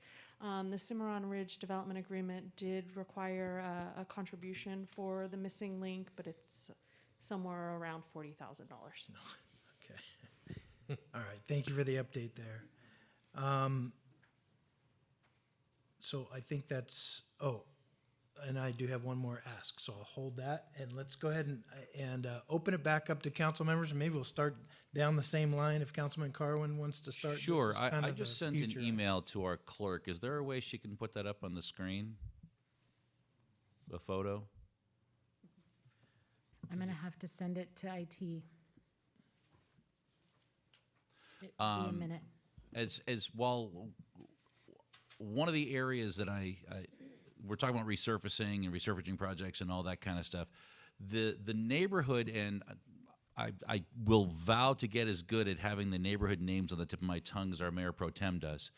But off of Bradley Road, just north of Salt Creek, on the freeway side, it goes from Potomac up to a small street called El Rancho. And the streets in that area, I remember when I was campaigning for office, I walked through those areas, and just the huge fissures going down the center of these streets. And you could see where they were slurry sealed, but the gaps are measurable. I mean, we're talking about 2-3 inch wide cracks down that go crossways across the street. I would like to see a resurfacing project in that neighborhood. Did they get it? It's a small area. It's 1, 2, 3, 4, 5 streets or so that goes between Bradley and Lake Forest. That look like they've been neglected for a long time. And I understand that the whole city, the streets are older and we're getting to them.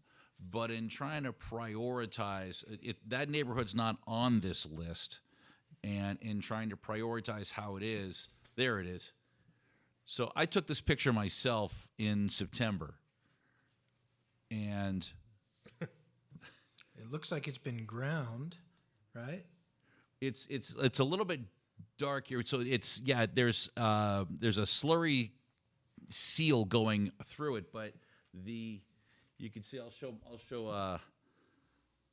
Councilman Leesmeyer. There's my picture. It's seriously that's about 3 inches wide from pavement to pavement over there, and this type of crack is throughout that entire neighborhood. I mean, we're looking at serious danger cracks here. It looks like an earthquake went through there.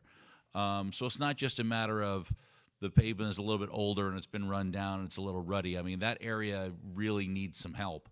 And I would ask that somebody take a look at that to get that onto the list. If I may, Councilmember Carmen. Yes. So we're currently completing our payment management program and recommendations list that will be ready in around June.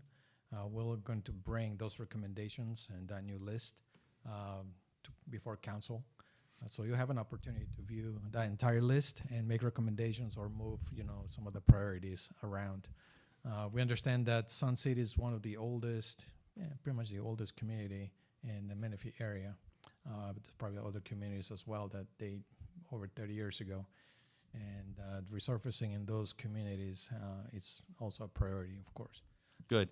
And we talked about the Normandy Road stretch there and some of the things that I would like to see tweaked in that project to make it, I'd almost like to see it made look like if we can't I understand the challenge of the sidewalks and the environmental issues and the licensing issues and all of that we take. So if we're going that kind of shoulder route, is there any part of this project that dovetails into the parking and staging areas for Salt Creek Trail? Because there's a large cutout there that would be a perfect parking lot for the use of the trail, right where it crosses over Normandy. Right. So that's something we'll have to coordinate. I'm not sure who owns that property, but we do not own anything beyond the right-of-way. Right-of-way is limited there. In order to put some additional parking area, we'll probably have to coordinate it with the Riverside County or some other agency or property owner. And then the last thing I said, it was one question that came up as we were kind of going around. On Mccall and Grosse Point, it's page 45 of the pamphlet. There's talk about a $600,000 traffic signal there. What's the necessity of a full traffic signal there? if we're going to widen the other side, I understand, but I mean, I'm not aware of too many collisions or things happening in that particular location. Right. So we did a safety analysis study citywide, and we looked at past accident data, increase of traffic demand, but mainly accident and collisions. And this particular location, believe it or not, had quite a few accidents, and it's in the priority list in that safety improvement program that we did in 2016. Okay. And the other stuff that I have is just small stuff I can wait till Wednesday to bring up. Mr. City Manager, did you want to chime in on that? Yeah, on the issue of the parking facility for the trail, we do recognize that the county built this really nice facility, but one of the things that wasn't on the plan was, where are people going to park to utilize the facility?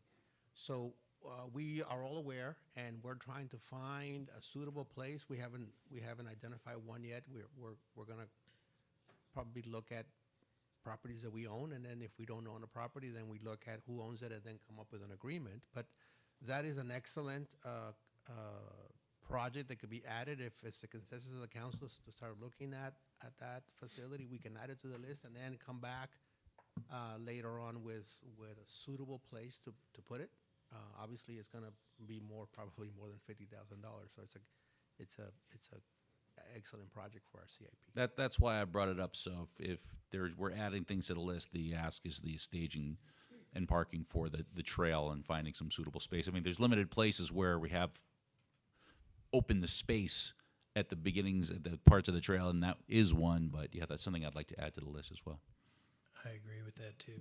And just for clarity, your question regarding Mccall and Grosse Pointe traffic signal, is that something you want to keep in the list, or you're proposing to maybe? I haven't had the pleasure of reading the traffic study. I'll defer to the. Do we have a city engineer? I'll defer to whoever it is who's in charge of deciding whether or not $600,000 is a necessary expense for that particular intersection. I don't know if a traffic signal would stop collisions there or not. I really don't know, but it seems like that is an unnecessary signal in that location. But sure, we can take a closer look with our traffic engineer to see what his understanding is and his recommendation. I'd like to have that more closely reviewed. I'm not going to say I move to strike that because that's ridiculous. I haven't seen the data, but just for my familiarity with the region and things like that tells me that I think maybe a closer look before we spend over $500,000 in that location might be allotted elsewhere more effectively. Thank you, Councilman. And I suggested a signal that would be very appropriate. All right. I think Councilman Leesmeyer was up next. Thanks. Only 4. Okay. I'm gonna grab Rick's suggestion. I brought this up with our city engineer before, Jonathan Smith, when we were talking about the Leon and Briggs, or the Leon and Scott signal, and it's the paving of Briggs Road. There's an S turn back there from south of Garbani that weaves through there, and we talked about it at the council. I was surprised it didn't make it back then, but since the school isn't open yet, so I think it's appropriate to try and get that put in there. Kids are definitely going to find it as a great shortcut to circumvent all the traffic out there, so it'd be good to definitely get some pavement on that. Can we add a signal to that as well? Briggs at Garbani. I would probably just defer to Carlos and let the traffic engineer look at it. That's what my suggestion would be. Yeah. Yes, well, we will check that. But you're right, definitely paving from Garbani south to where the school. Right behind that track right there. Right, I think it's Wickard Road. Is that Wickard? Yeah. You know what? Instead of maybe giving specifics in that area, we know that the high school's coming, and we know that elementary now is coming. And I would ask that staff look at that whole area really well and give us recommendations on what is needed. That's that probably area. best. I think you're right. Yeah. Go ahead, Councilman. With new development coming online, I've been going back and forth a little bit with our city manager about Newport Road, and when we did the big widening and the rehabilitation from Marietta to the freeway, we did not do median from Bradley to Marietta Road. A couple of months ago, we had a fatality over there at Bob's Pit Stop where somebody was crossing over the line. I see it all the time, people crossing over the double yellow lines over there and crossing back and forth or making illegal left turns. I'd like to see if we can find a way to get some money over there. I know there's a development coming in across the street from the Queso Center. My understanding is that they want a left in going westbound. So, you know, it seems appropriate that the median should be coming along with that. And, you know, maybe there's an opportunity for some cost sharing. I mean, if the developer's gonna be putting in a median, then we can kind of piggyback and get something going over there. It was kind of comical. Yesterday, my wife and I were driving, and we were right behind a Menifee PD unit, and he took off down Newport to the west, and as soon as he was gone, two vehicles right behind me turned left to go into Submarina. Right behind, yeah, just come back. But it's so often. I mean, it happens all the time. Matt, before you jump to the next one, I think I'm going to ask Carlos a question when he's ready. Carlos, the councilman's mentioned a median being extended on Newport. Is that something that's already in process? Yes, that's something that's also in the list, and it's part of that citywide safety study we did in 2016. We did apply for a grant through the Highway Safety Improvement Program.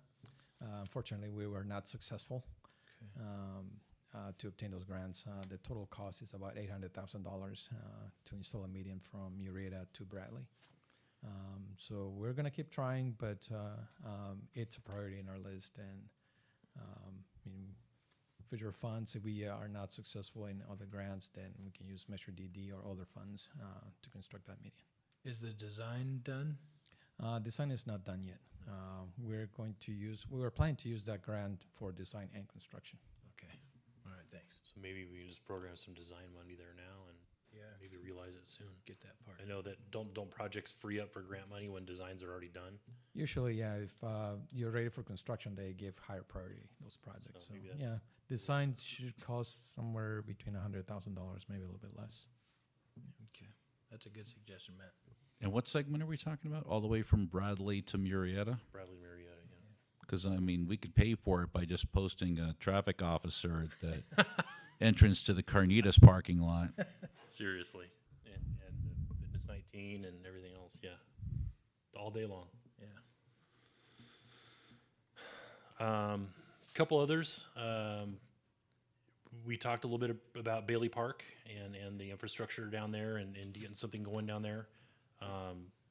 We've talked a little bit kind of behind the scenes for a long time about understanding the infrastructure in the northern part of our city, specifically in Councilmember Dynas' district. I know there's a lot of, we've had this discussion before where projects and people want to get things going, but there's just not enough funding to build everything out there with the missing infrastructure.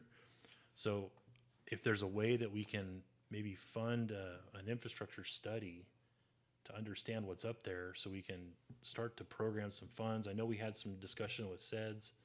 I'm just not sure where we are with that.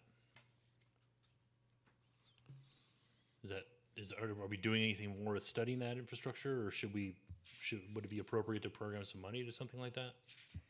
Councilman Eastman, I'm going to apologize. I was looking for that project that you mentioned earlier, and I missed the first half of your question. Oh, so infrastructure study, northern part of the city, around Councilmember Dynas' district. Okay. As you know, for example, we talked about that big box that was supposed to come a couple of years ago, but they kept crying the blues because they couldn't build all the infrastructure. If we're going to start having discussions about putting in infrastructure to spur economic development, that's a prime area to start looking at that sort of stuff. So I'm just curious if we have any funding programmed for studying that stuff and getting closer. I thought that was on our list, and especially up in the Southern Gateway as well. I thought that was something that was on the list. It might be nice to piggyback on that is after we make these suggestions tonight, that maybe we get the list back of the priority 1, 2, 3, just so we can look at the So I know we have the master drainage plan being worked on, which will make a big difference for that area, but still, that's just one aspect of it. And I think that's a great idea. At least we know what's needed there. And the more information you have, the more educated decisions you can make. Yeah, I mean, maybe there's opportunities to discuss grants later if Right. there's things that the city can help in, or creating CFDs or something. I don't know, we've got to be able to help out somehow. There's just a lot of need up there. Yes, that's a great idea. And the last one, we talked about the new Quail Valley Station 5. We're supposed to hopefully breaking down this fiscal year, but no plans for the old station. So I just didn't know if we wanted to have a discussion about potential needs, what the city might want over there. I know the chief had talked about maybe having a substation out there. I know there's a need for park amenities, maybe a community area or a community center or something. I just don't know, when that building becomes vacant, are you then going to come back to us and say, well, what do we do with this empty building? We need to find some money and we need to do something with this empty building. No, there's a lot of ideas. As a regional draw, there's no fire museum. There you go. If I may, Councilmember Leesmeyer, on that last one for the old Station 5, Mr. Howe is creating a project for renovation of that for future use. So we're plugging that in to, of course, we can't do that until they move out and we build the other station. So, but we are plugging in a placeholder project for that to discuss different options for the building. Okay. And I'll just end with thank you. Great job. A lot of great projects. A lot we've done. We've done so much. So much that I struggle to find more to do. So you're doing a good job. Thank you. Councilman. All right, go ahead, Armando. First of all, let me pick myself up from the floor. I never thought I would hear that from Councilman Leesmeyer. Thank you. No, I was going to say that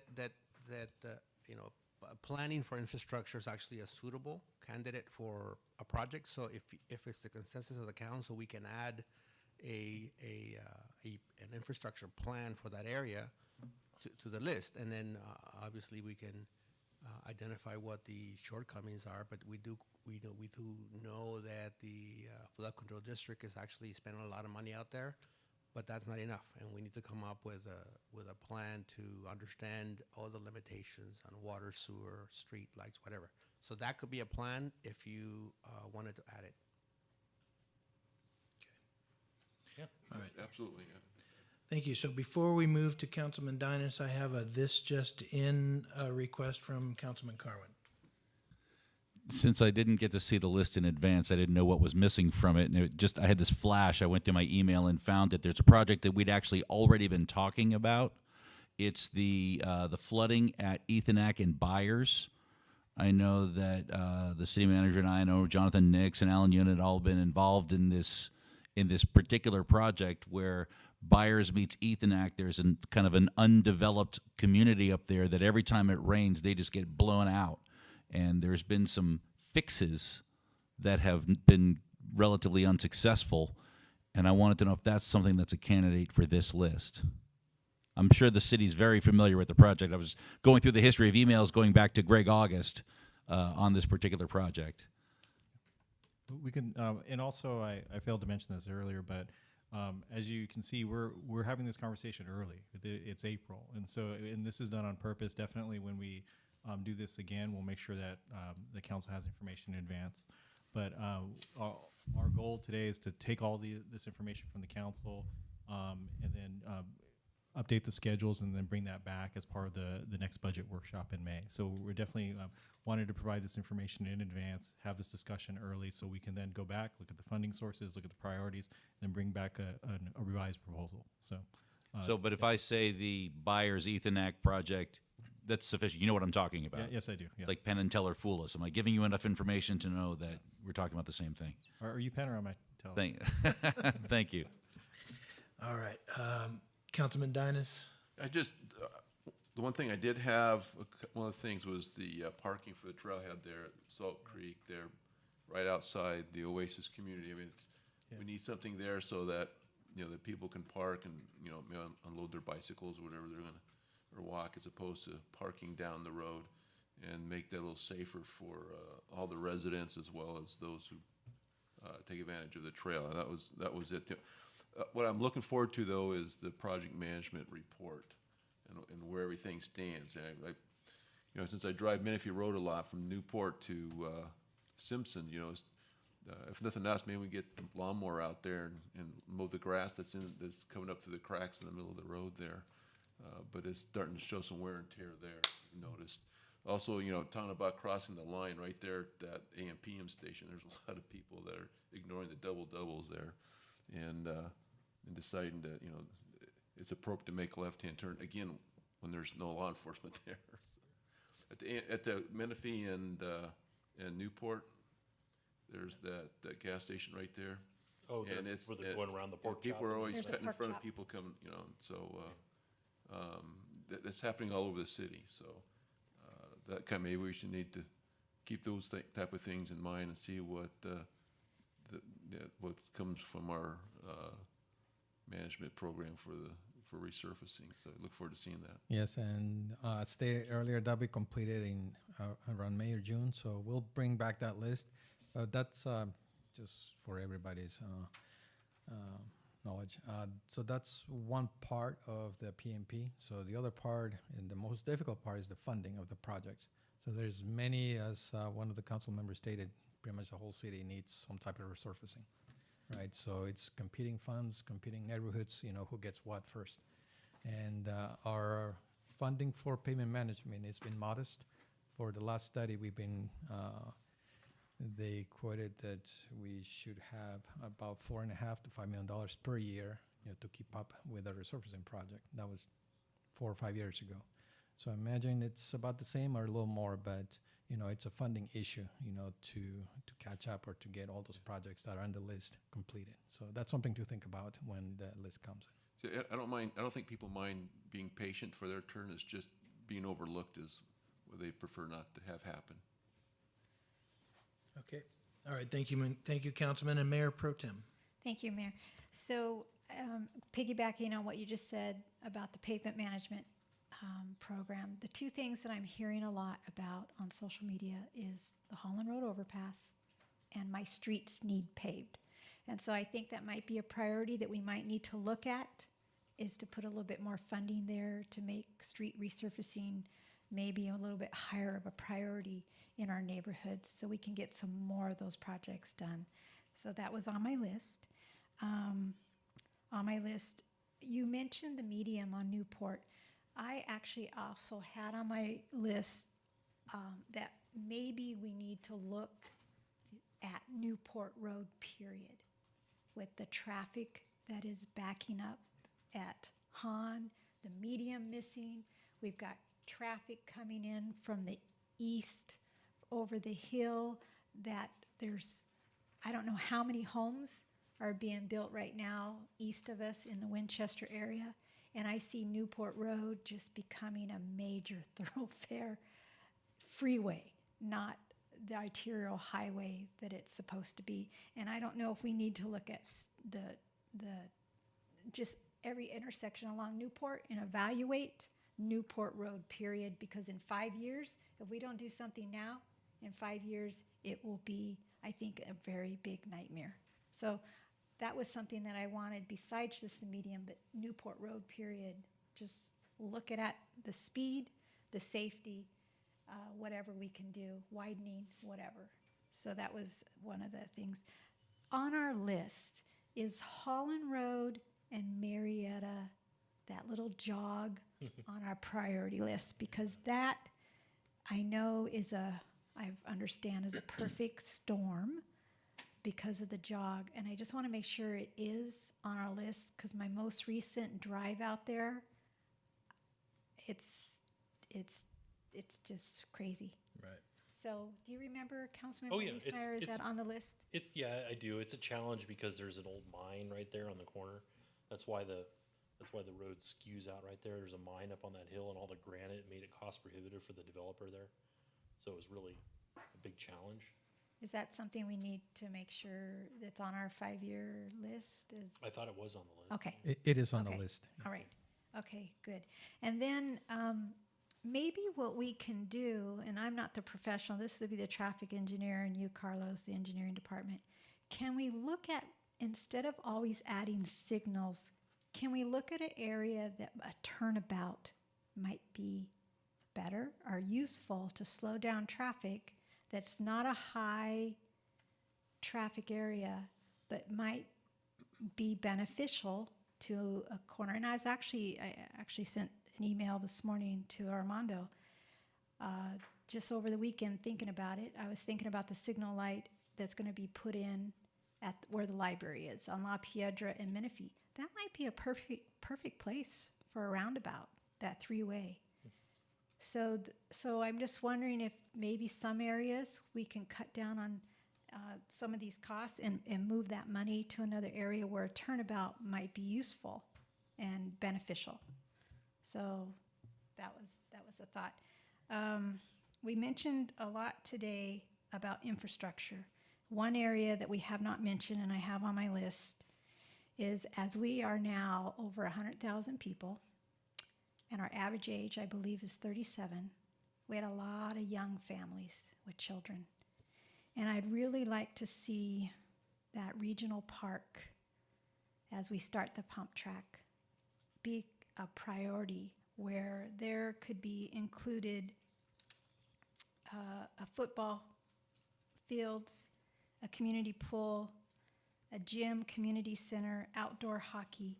And something I would like us to look at is there's a website, sgcity.org/cityparks/Thunder Junction. And this was a park that was shared with me by two different people in our city. And it's a draw. And I have been thinking as a city, first of all, what do we have for our kids to do here? But second, as Menifee, what do we have for a draw here? And we have our parks, and that is where big emphasis has been put. And I would like to see this park here has a dinosaur theme. I mentioned it at a city council meeting. It's all features a dinosaur theme, includes wheelchair access, playground equipment, climbing wall, erupting volcano, splash pad, and a roaring sea. CP Huntington 1/4 scale train on a 2,700-foot track. And they have a covered pavilion, drinking fountains, picnic tables. It goes on. It just sounds like a beautiful regional draw park. And I just think that that's something we have an opportunity for here in the city, is that regional pool here, and something for our residents with all of these families that are moving here with our children. So under parks, playgrounds, community enhancement, that's something that I would like to be able to look at. And I'd like to encourage you to look at that website. Thunder Junction. I was just thinking of the commercial. All right. Oh, and they have a splash pad too. So, All so right. that was my last one. All right, very good. Thank you, Mayor Pro Tem. You know what? A lot of the ones I have on my list were mentioned by other council members, so I just have one last one, and it's really a question about a project that I think has been approved and has been on our list, and I'm just surprised we never did finish it, but has to do with the raised median at Sunstream and Stillwater, right outside of Living Spaces and Ralph's on Antelope Road. Can you give us an update? Is that getting ready to get started? Actually, happy to report that that project is going to award next council meeting on May 5th. Good. We have a contractor and a construction management team to be awarded contracts for that project. So Awesome. it is moving forward. Man, we need that. Thank you.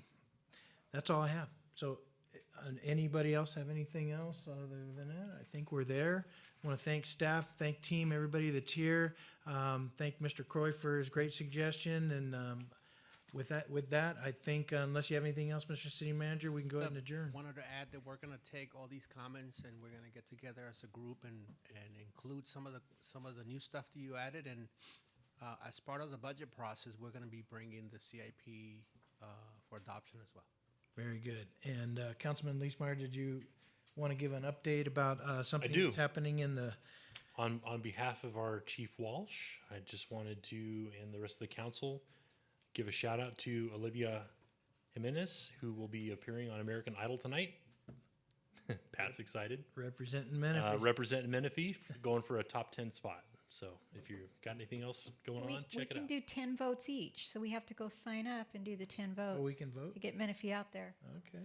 Yeah. There you go. All right. Well, with that, we're adjourned. Thanks, everybody.